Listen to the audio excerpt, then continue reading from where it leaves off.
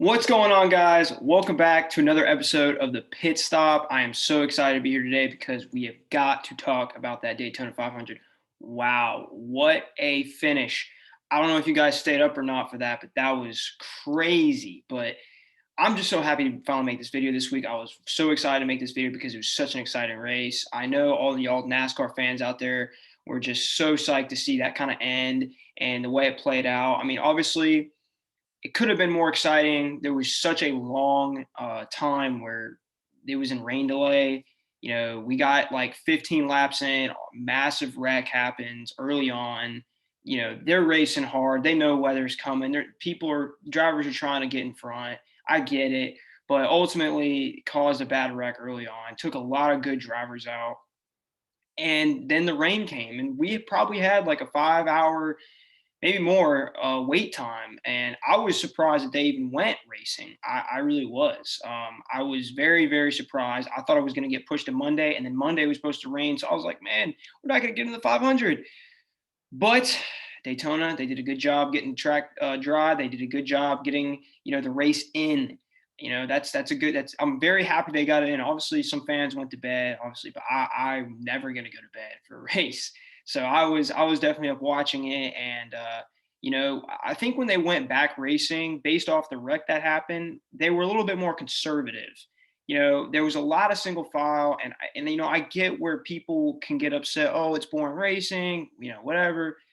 But you see what happens when they get a little bit of aggressive. Lap 15 wreck. Um, if wrecks are going to happen at these big tracks, we may not end up having any cars left.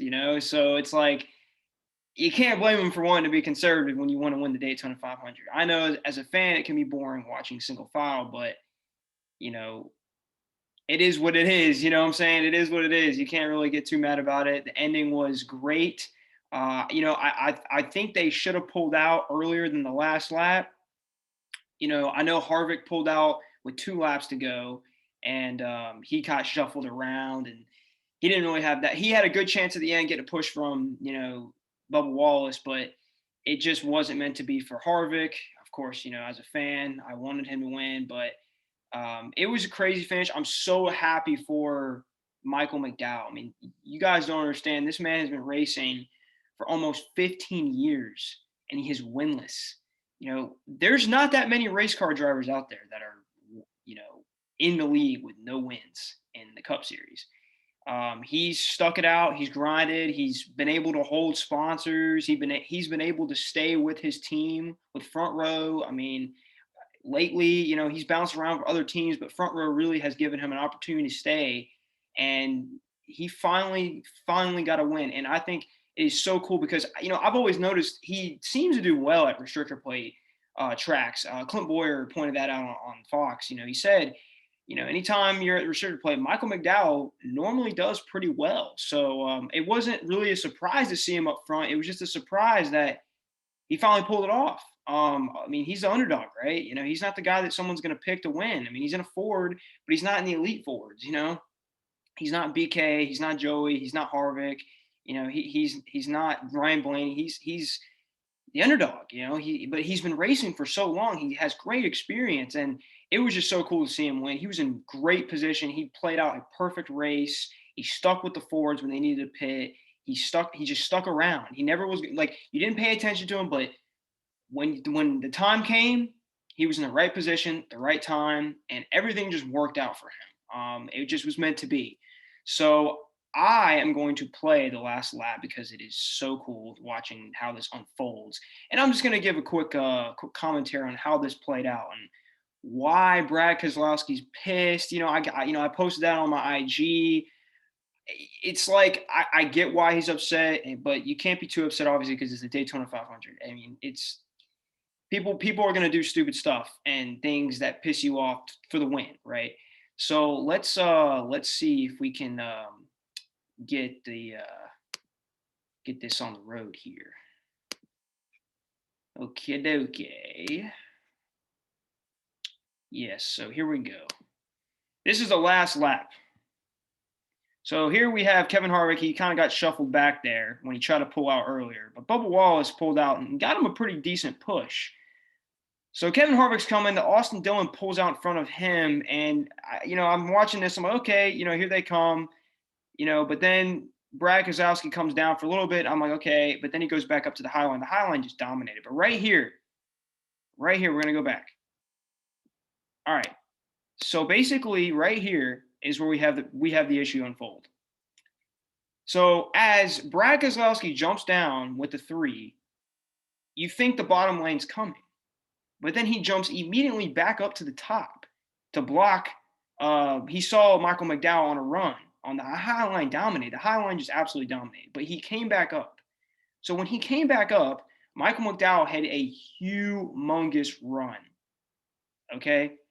And this is where the issue happens. He's getting the run. Oh, and then just absolute chaos happens. Bad wreck. I mean, look at this. Just the fire, just absolutely unreal. I mean, this now, if I'm gonna look at from BK's side of the argument, I think he's more upset at Micheal McDowell. I don't know why. I mean, maybe I could be wrong, but he said in the radioactive, the son of a bee wrecked me for the win. And I think he's mad at Michael, but honestly, I think he pulls this off if Joey Logano doesn't throw this block. And Joey said it was a mild block. I disagree. I think this block could have been avoided.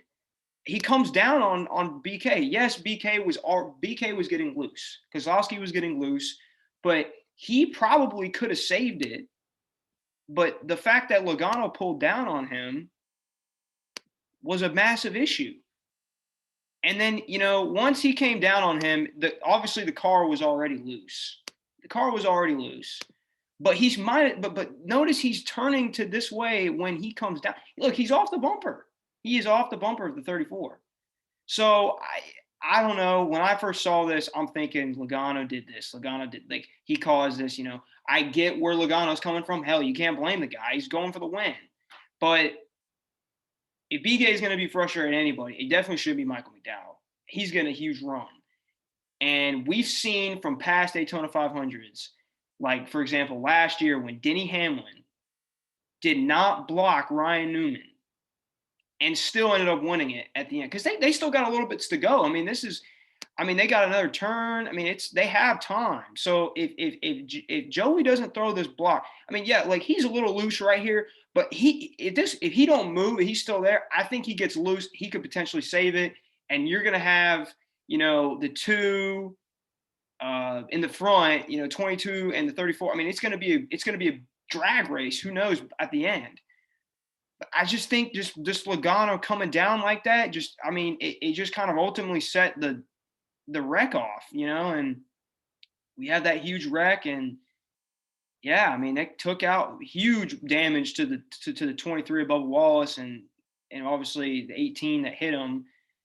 And yeah, Micheal McDowell, he wins. I mean, he's in front when the caution flag comes out. But you see, they still have this turn here, and then they have the backstretch. I mean, there would have been plenty of time. So yeah, I mean, that's my thoughts about it. I guess they're gonna kiss and make up. I mean, I heard that they haven't talked to each other in a while, but since the accident, BK or Joey or Michael, but he'll get over it. It's racing. It's part of it. But that's my takeaway. I think there's a lot of other opinions out there that agree with me. If you have something about that incident and you want to drop a comment, please do. Let me hear your opinion, because there's a lot of different opinions going around about this. It's a big deal. Daytona 500 win. So, but I don't think anybody could be mad at the fact that Micheal McDowell won this race. I mean, the guy's never won in freaking 15 years, and he's been in the Cup Series now. I mean, how could you be mad at he won? So I think no one's upset about it, which is good, because he's a good dude. And to start the season like that for that team, especially, even Joey went and gave him, good sportsmanship, came up to him first. You saw Austin Dillon and Ross Chastain pushing his car, out of the mud. I mean, everybody wanted him to win.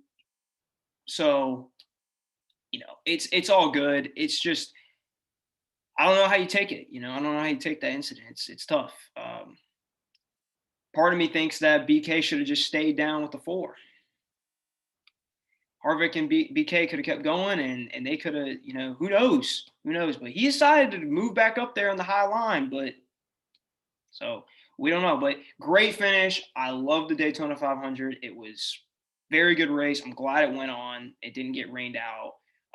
And yeah, we're going to move to this weekend to the road course at Daytona. So we're sticking around at Daytona just a little bit longer. We feel like we've been at Daytona like for a month or two, but this last race at Daytona for a while. So last time the road course was good. It was a Busch Clash. We saw what happened. So maybe this will be more exciting. Who knows? But yeah, we got that coming up this weekend. So stay tuned. I might post some content on it or not. We'll see how the race goes. But yes, very impressed with the 500. I don't know if you guys are or not. Let me know.